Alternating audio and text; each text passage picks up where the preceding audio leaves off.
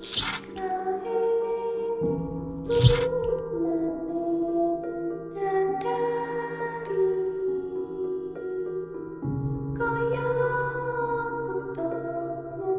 itu, Mahmud menginjakkan kakinya di tanah yang sekiranya luasnya ada 1/2 hektar. Setelah sebelumnya kesana kemari mencari tempat untuk dia membuka warung kopi sederhana. Tanah itu terletak di daerah Lamongan, Jawa Timur, tepat di pinggir jalan raya yang sibuk. Di depannya terbentang sebuah gang kecil yang mengarah ke desa yang cukup ramai. Dia membayangkan warung sederhana yang akan dia bangun di sana.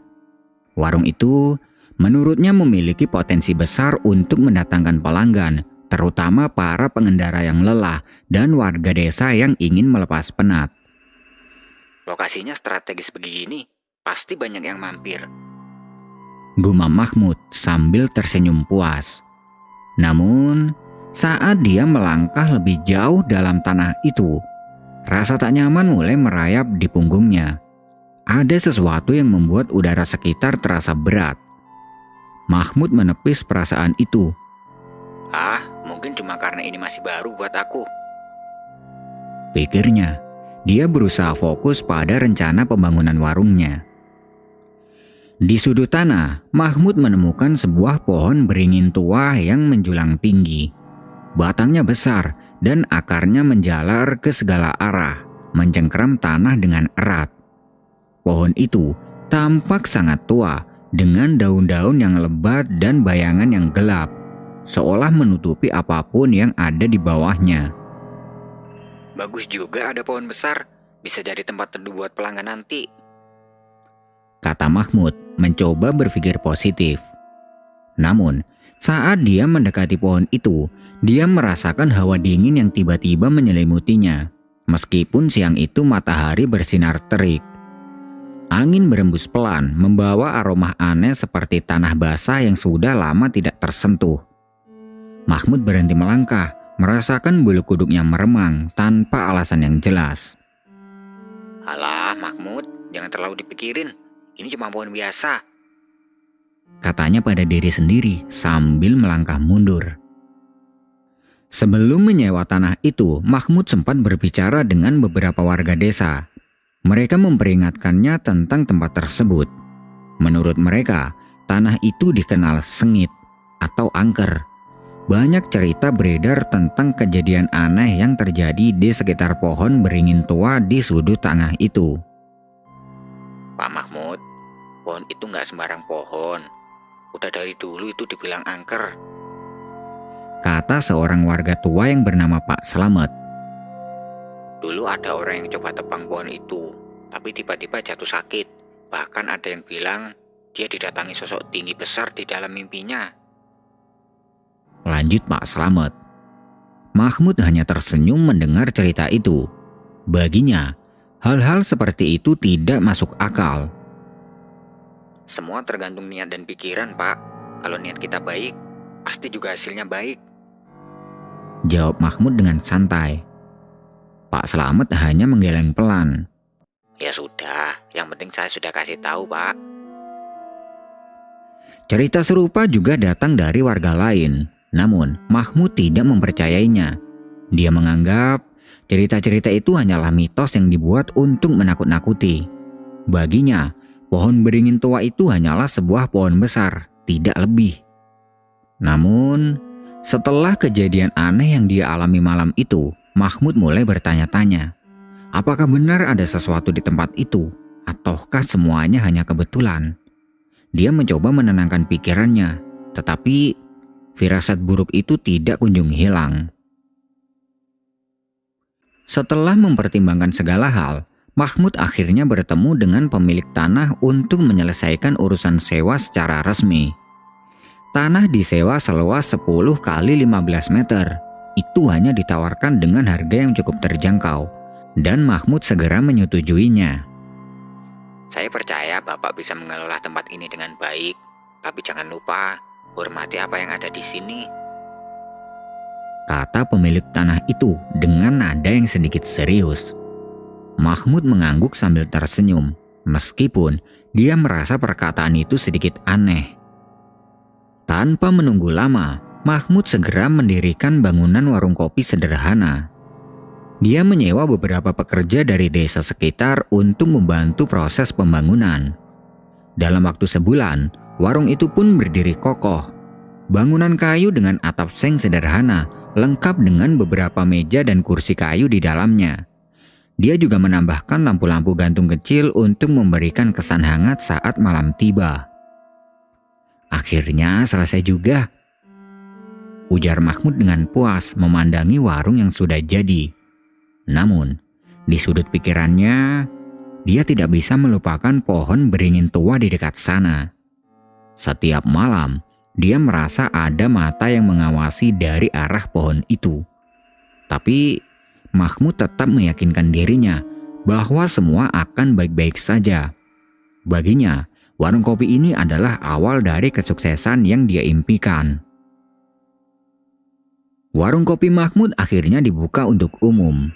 Pada minggu-minggu awal, warung itu cukup ramai, terutama saat siang hari. Para pengendara yang melintas berhenti untuk menikmati kopi panas atau sekedar beristirahat. Warga desa pun sering datang, mengobrol sambil menikmati gorengan dan kopi hitam buatan Mahmud.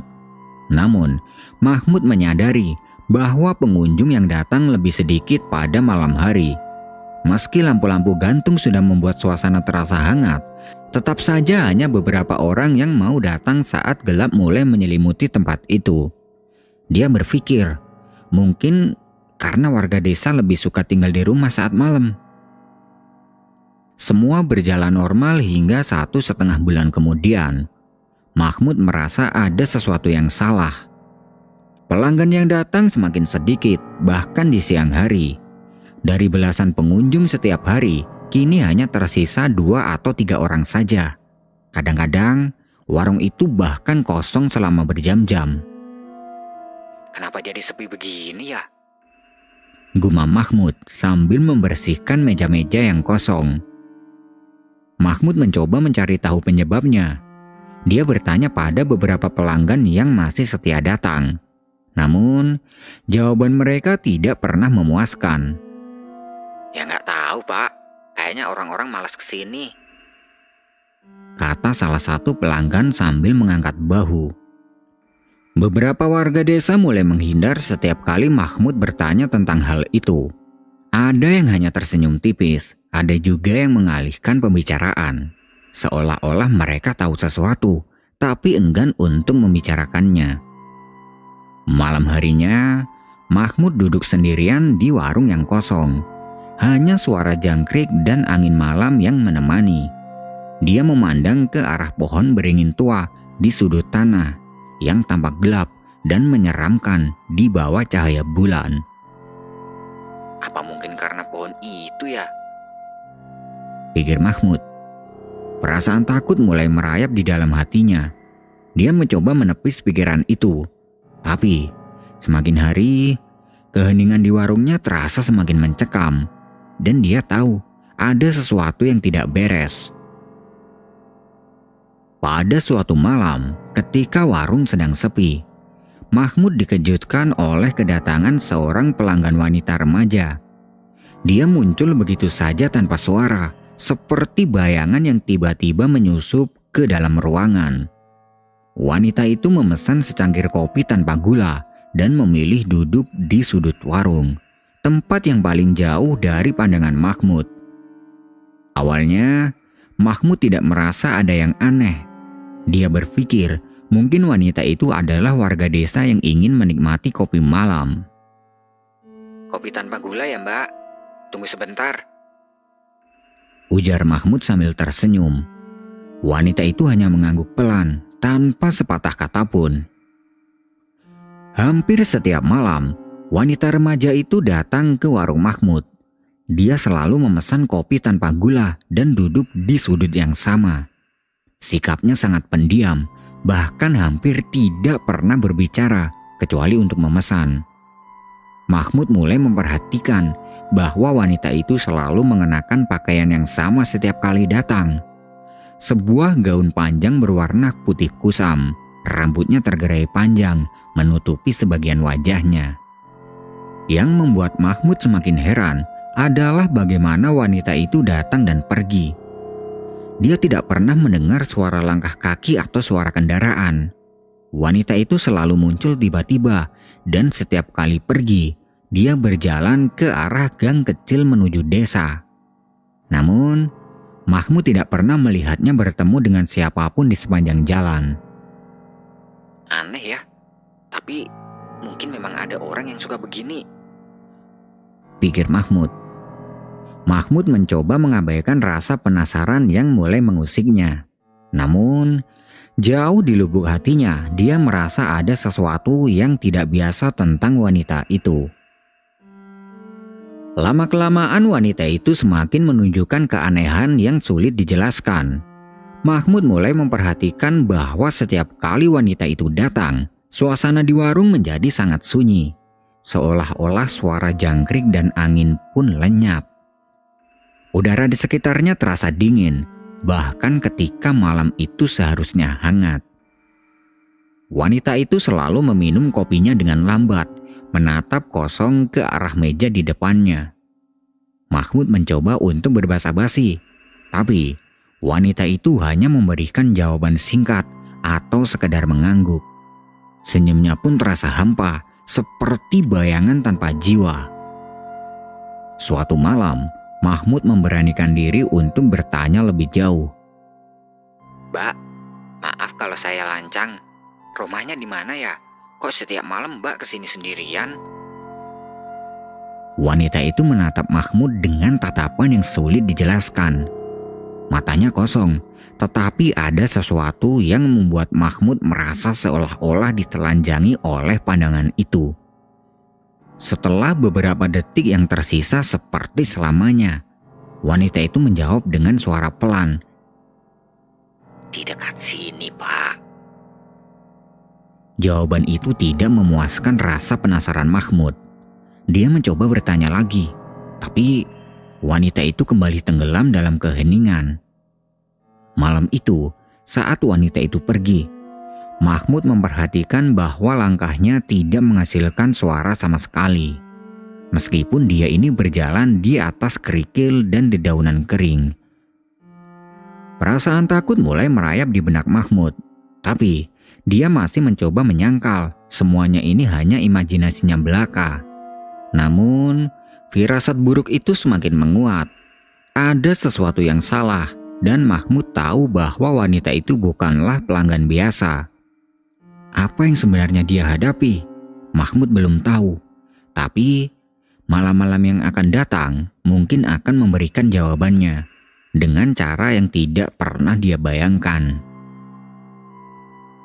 Pada suatu malam, Mahmud merasa rasa penasarannya tidak lagi bisa dibendung. Wanita misterius itu baru saja selesai meminum kopinya dan seperti biasa, dia berjalan menuju gang kecil di depan warung. Mahmud memutuskan untuk mengikutinya dari kejauhan, berharap menemukan jawaban atas misteri ini. Wanita itu berjalan perlahan, langkahnya nyaris tanpa suara. Mahmud menjaga jarak, berusaha agar tidak ketahuan. Gang desa itu semakin gelap, dengan hanya sedikit cahaya bulan yang menerobos celah di antara pepohonan. Mahmud mulai merasakan udara di sekitarnya semakin dingin, dan setiap langkahnya terasa semakin berat. Tiba-tiba, wanita itu berhenti di tengah gang. Mahmud dengan cepat bersembunyi di balik pohon besar di pinggir jalan. Dia mengintip dengan hati-hati, tapi yang dia lihat membuat darahnya berdesir kencang. Wanita itu berdiri diam, menatap ke arah gelap di depannya, seolah-olah ada sesuatu yang menunggunya di sana. Apa yang dia lakukan? Pikir Mahmud, jantungnya berdegup kencang. Beberapa detik kemudian, wanita itu melangkah lagi, dan kali ini lebih cepat. Mahmud mencoba mengejar, tapi tiba-tiba dia kehilangan jejaknya.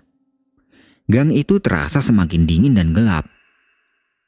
Ketika Mahmud mempercepat langkahnya, dia sampai di sebuah persimpangan kecil. Namun, wanita itu tidak terlihat lagi. Hanya ada keheningan yang mencekam. Mahmud berdiri di tengah persimpangan, merasa bingung dan sedikit ketakutan. Kemana dia pergi ya? Gumamnya dengan pelan. Dia menyorotkan senter kecil yang dibawanya ke sekitar. Tapi dia tidak menemukan apapun kecuali pepohonan dan jalan setapak yang gelap. Lalu tiba-tiba suara berbisik terdengar di telinganya. Suara itu pelan, namun jelas, seperti seseorang yang berbicara langsung di dekatnya. Cepat kembali. Pergilah. Mahmud memutar badannya dengan cepat, menyorotkan senter ke segala arah. Tidak ada siapa-siapa di sana. Namun, suara itu terus terdengar, seolah mengelilinginya. Tubuh Mahmud mulai gemetar. Dia merasakan bulu kuduknya berdiri dan keringat dingin mengalir di pelipisnya. Siapa di sana? Serunya mencoba terdengar berani. Tidak ada jawaban, hanya keheningan yang semakin membuat suasana mencekam. Mahmud memutuskan untuk kembali ke warung, tapi langkahnya terasa berat, seperti ada sesuatu yang menariknya untuk dia tetap tinggal di sana. Namun, nalurinya berkata bahwa dia harus segera pergi. Ketika dia berbalik untuk kembali, dari sudut matanya, dia melihat bayangan seseorang yang berdiri di dekat salah satu pohon besar di persimpangan itu.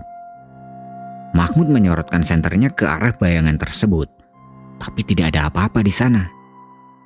Dengan jantung berdebar kencang, Mahmud mempercepat langkahnya. Saat dia hampir mencapai jalan raya, dia mendengar suara tawa kecil yang pelan dan menyeramkan dari arah gang. Mahmud tidak berani menoleh ke belakang. Dia terus berjalan, hampir berlari, hingga akhirnya sampai di warungnya. Sesampainya di warung, dia terduduk terengah-engah. Pikirannya kalut, mencoba memahami apa yang baru saja terjadi. Wanita itu, suara-suara, dan bayangan misterius yang dia lihat. Semua itu membuatnya semakin yakin bahwa ada sesuatu yang tidak beres di tempat ini. Mahmud merasa dirinya sudah terlalu dalam terlibat dalam sesuatu yang tidak seharusnya dia usik. Malam itu, dia tidak bisa tidur. Pikirannya terus dihantui oleh bayangan wanita misterius dan suara-suara aneh di gang desa. Dia bertanya-tanya, apakah ini hanya awal dari sesuatu yang lebih menyeramkan? Suatu malam ketika suasana warung Mahmud sedang sepi seperti biasa, seorang pria tua dari desa datang. Penampilannya sederhana, dengan sarung dan peci yang sudah usang, namun sorot matanya tajam. Pria itu masuk pelan-pelan, menyapa Mahmud dengan suara berat. Assalamualaikum, Pak. Pak Mahmud. Waalaikumsalam, Pak. Iya, silakan duduk. Balas Mahmud dengan ramah, meskipun sedikit terkejut karena jarang ada warga yang datang malam-malam. Pria itu duduk di salah satu meja di dekat pintu, lalu memesan secangkir kopi. Mahmud menyeduh kopi seperti biasa sambil bertanya, Tumben Pak malam-malam datang ke sini? Pria itu tersenyum tipis. Cuma mampir. Lama nggak ke sini? Mahmud mengernyitkan dahi. Lama nggak ke sini? Tapi warung ini kan baru buka 2 bulan lalu, Pak. Pria itu mengangkat alis, seolah heran dengan jawaban Mahmud. Iya, itu dia. Beberapa warga bilang warung ini jarang buka. Kadang ada, kadang enggak. Padahal saya lihat lampu-lampunya sering menyala. Makanya saya penasaran, apa benar begitu? Mahmud terdiam. Dia merasa bingung. Warungnya buka hampir 14 jam setiap hari, dan dia selalu ada di sana. Bagaimana mungkin warga menganggap warung itu sering tutup? Mungkin Bapak salah dengar. Warung saya selalu buka kok, Pak. Saya tutupnya sekitar jam 12 malam. Jawab Mahmud mencoba terdengar yakin. Pria tua itu memandang Mahmud dengan tatapan serius. Lalu dia berkata pelan, Entahlah Pak Mahmud, tapi aneh saja kalau warga desa sini bilang begitu. Mahmud merasakan hawa dingin merayap di punggungnya. Dia mencoba mengalihkan pembicaraan. Ngomong-ngomong Pak, saya mau tanya sesuatu. Apa Bapak atau warga lain pernah melihat seorang wanita remaja yang sering datang ke sini setiap malam? Pakaiannya putih dan dia selalu pesan kopi tanpa gula. Pria itu tampak terkejut. Matanya lebar dan wajahnya berubah serius. Wanita remaja? Pakai baju putih? Iya Pak, dia sering duduk di sudut sana. Mahmud menunjuk meja yang biasa diduduki wanita itu. Dia datang hampir setiap malam, tapi saya nggak tahu siapa dia. Saya pikir mungkin dia warga sini. Pria itu terdiam sejenak, seperti sedang memikirkan sesuatu. Lalu, dengan suara pelan namun tegas, dia berkata, Pak Mahmud, saya tidak tahu pasti, tapi tidak ada wanita remaja seperti itu di desa ini. Dan kalau cerita ini benar, mungkin lebih baik Bapak hati-hati. Tempat ini sudah lama dianggap tidak biasa. Mahmud merasa darahnya berdesir. Dia ingin bertanya lebih jauh, tapi pria tua itu segera berdiri setelah menyeruput kopinya. Maaf Pak Mahmud, sudah malam, saya harus pulang. Semoga Bapak selalu dilindungi. Pria itu meninggalkan warung tanpa menunggu jawaban Mahmud. Suasana kembali sunyi. Mahmud duduk termenung, pikirannya dipenuhi oleh pertanyaan-pertanyaan tanpa jawaban. Kenapa warga desa menganggap warungnya sering tutup? Dan siapa sebenarnya wanita remaja yang selalu datang malam-malam? Malam itu Mahmud merasa dirinya semakin dekat dengan misteri yang menakutkan. Tapi dia juga sadar, semakin dalam dia mencoba memahami, semakin besar pula rasa takut yang mengintai di sudut hatinya. Malam berikutnya, Mahmud bertekad mendatangi pria yang pernah memperingatkannya sebelum warung dibuka, yaitu Pak Slamet. Dia mendapati dirinya berjalan cepat di bawah bayang-bayang senja yang mulai merayap. Langkahnya menuju rumah pria tua yang beberapa hari lalu memperingatkannya itu terasa berat, seperti ada beban yang tidak terlihat di pundaknya. Sejak pria itu memberikan peringatan, hidup Mahmud menjadi tidak tenang. Apalagi dengan kenyataan bahwa warungnya yang biasa selalu ramai, kini menjadi kehilangan nyawa. Seperti ada sesuatu yang melingkupi tempat itu, hingga membuat para pelanggan enggan datang. Ketika akhirnya tiba di rumah pria tua tersebut, Mahmud berhenti sejenak. Rumah itu tampak sama suramnya seperti yang dia ingat. Cat temboknya sudah mengelupas dan tanaman liar yang merambat di dindingnya. Pria tua itu muncul dari dalam rumah seolah telah menunggu kedatangannya. Akhirnya datang juga kamu. Katanya dengan suara serak. Mari, silakan masuk. Mahmud mengangguk meski rasa ragu masih menguasainya. Di dalam rumah, suasana terasa lebih mencekam. Bau kayu tua dan debu memenuhi ruangan.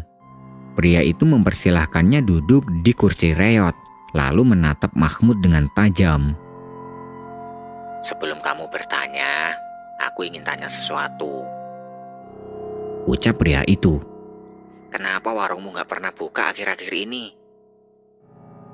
Mahmud tertegun. Warung saya selalu buka hampir 16 jam kok Pak. Tapi gak tahu kenapa beberapa hari ini gak ada satu orang pun yang datang. Bahkan orang-orang bilang warung saya seperti selalu tutup. Pria itu mengangguk perlahan, seperti mengerti sesuatu. Tanah itu memang bermasalah sejak dulu. Apa kamu tahu, tempat itu pernah menjadi saksi sebuah tragedi. Mahmud menggeleng, merasa ada sesuatu yang salah dari sini. Tanah itu dulunya milik dua bersaudara. Mereka saling membunuh demi memperebutkannya. Salah satu dari mereka, seorang wanita muda, tewas di tangan saudaranya sendiri. dan tubuhnya dikubur di bawah pohon tua besar yang ada di dekat warungmu itu. Kata-kata pria itu membuat Mahmud merinding. Apa itu berarti tempat itu angker? Angker itu bukan kata yang tepat, tapi roh wanita itu tidak pernah tenang. Dia masih ada di sana, terikat oleh dendam dan kesedihan. Mungkin itulah yang membuat pelangganmu menjauh. Mereka bisa merasakannya, meski mereka tidak tahu apa penyebabnya. Mahmud terdiam. Dia ingat pohon tua besar di belakang warungnya. Pohon yang sering membuatnya merasa tidak nyaman, meski tidak pernah tahu alasannya. Apa yang harus saya lakukan? Tanya Mahmud. Pria itu menatap Mahmud lama, lalu berkata, Kamu harus cari cara untuk menenangkannya. Kalau tidak, dia akan terus menghantui tanah itu. Dan bukan hanya warungmu yang akan hancur, tapi juga dirimu. Mahmud merasa udara di ruangan itu semakin dingin. Caranya gimana, Pak? Pria itu menghela napas panjang. Ada seorang kiai di desa seberang, mungkin dia bisa membantu. Coba datang dan ceritakan semuanya. Tapi ingat, ini bukan perkara mudah. Kamu harus siap menghadapi apapun yang akan terjadi. Mahmud mengangguk, meski hatinya masih diliputi keraguan. Namun, dia tahu dia tidak punya pilihan lain. Dia harus menyelesaikan masalah ini atau hidupnya akan terus dihantui oleh kegelapan yang melingkupi tanah itu. Mahmud duduk termenung di dalam warungnya yang kosong. Keheningan menyelimuti ruangan itu. Hanya terdengar suara gemerisik daun dari pohon tua di belakang. Pikirannya melayang pada cerita pria tua itu. Ada rasa takut, tapi juga tekad untuk mengakhiri segala misteri yang melingkupi tempat ini. Dia memutuskan untuk meminta bantuan kakeknya saja, seorang sesepuh yang dihormati di desa mereka. Kakeknya dikenal sebagai orang yang paham tentang hal-hal gaib dan sering membantu orang-orang yang menghadapi masalah serupa. Mahmud percaya, jika ada orang yang bisa membantunya, itu adalah kakeknya. Datanglah Mahmud ke rumah kakek. Kek, saya butuh bantuan. Kata Mahmud ketika dia tiba di rumah kakeknya keesokan harinya. Kakeknya yang sudah sepuh menatap Mahmud dengan mata bijaknya. Aku sudah mendengar tentang warungmu, Mahmud. Dan aku tahu apa yang terjadi di sana. Apa kamu benar siap menyelesaikan semua ini? Mahmud mengangguk. Saya ingin berdamai dengan semuanya, Kek. Saya ingin roh wanita itu tenang dan tidak lagi mengganggu. Kakeknya tersenyum tipis. Kalau begitu, kita harus melakukan ritual untuk menenangkan arwahnya. Tapi ingat, ini bukan sekedar ritual. Kamu harus menunjukkan niat tulus untuk meminta maaf dan memberikan penghormatan. Malam itu Mahmud dan kakeknya mempersiapkan segala sesuatu yang dibutuhkan untuk ritual. Mereka membawa sesaji berupa bunga, makanan, dan lilin. Ketika bulan purnama mulai naik ke langit, mereka menuju ke pohon tua di belakang warung. Di bawah cahaya bulan, kakeknya memulai ritual dengan membaca doa-doa. Mahmud ikut memejamkan mata, mencoba merasakan kehadiran roh yang selama ini menghantui tempat itu. Suara kakeknya mengalun lembut, tapi ada ketegangan yang terasa di udara. Tiba-tiba, angin kencang berhembus, menggoyangkan dahan-dahan pohon tua. Mahmud membuka matanya dan melihat bayangan samar seorang wanita berdiri di bawah pohon. Wajahnya tidak menakutkan seperti yang Mahmud bayangkan. Justru sebaliknya, ada kesedihan yang mendalam di dalam matanya. Maafkan aku. Bisik Mahmud dengan suara bergetar. Aku tidak tahu apa yang terjadi di sini, tapi aku ingin kamu tenang. Aku ingin tempat ini menjadi damai. Wanita itu menatap Mahmud lama sebelum akhirnya tersenyum tipis. Perlahan, bayangannya memudar bersama angin malam. Kakek Mahmud menyelesaikan doanya dan keheningan kembali menyelimuti mereka. Sudah selesai, dia sudah pergi. Tapi ingat, Kamu harus menjaga tempat ini dengan baik. Jangan biarkan dendam atau keserakahan kembali merusaknya, kata kakeknya. Mahmud mengangguk, merasa beban besar telah terangkat dari pundaknya. Sejak malam itu, warungnya perlahan kembali ramai. Pelanggan-pelanggan mulai berdatangan dan suasana suram yang dulu melingkupi tempat itu kini sirna. Namun, Mahmud tidak pernah melupakan pengalaman itu. Dia menjaga warungnya dengan penuh rasa syukur, dan setiap malam bulan purnama, dia selalu menyalakan lilin di bawah pohon tua sebagai penghormatan bagi wanita yang pernah menghuni tempat itu. Nah, itu tadi adalah sebuah kisah horor yang bisa aku sajikan ke kalian semua. Buat yang masih stay, aku ucapin terima kasih dan tunggu kisah horor selanjutnya.